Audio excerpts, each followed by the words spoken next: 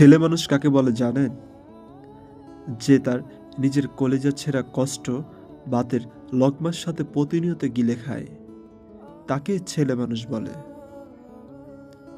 একটা ছেলে যখন বড় হয়, সে তার বাবাকে গিয়ে এই কথাটা বলতে পারে না, বাবা, আমি প্রচুর পরিমাণে ডিপ্রেশনে আছি, আমি অনেক সমস্যার ভেতরে আছি, আমার একটু তোমার সাপোর্ট দরকার। ছেলেরা এই কথাগুলো কখনোই তার বাবাকে গিয়ে বলতে পারে না। ছেলেরা কখনোই নিজের মাকে জড়িয়ে ধরে কান্না করতে পারে না। ছেলেদের মুখে কান্না মানায়ও না। এই কারণে ছেলেরা কষ্টে পড়লে কাউকে কান্না করে বলতে পারে না। খুব খেয়াল করে দেখবেন, একটা ছেলে খাবার খাওয়ার আগে যে কখনো প্লেটটা ধুয়ে খাবার খায়নি, ওই ছেলেরা নিজের সবটা দিয়ে চেষ্টা করে নিজের ফ্যামিলি, নিজের প্রিয় মানুষটাকে মুখে হাসি ফোটানোর জন্য।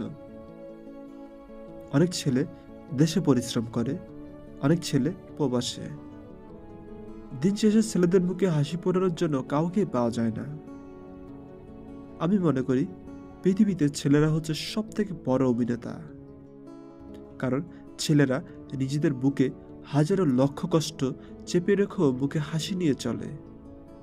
কারণ সে জানে, আজকে আমি যদি ভেঙে পড়ি, তাহলে আমার পুরো ফ্যামিলিটা অস্তিত্বহীন হয়ে যাবে।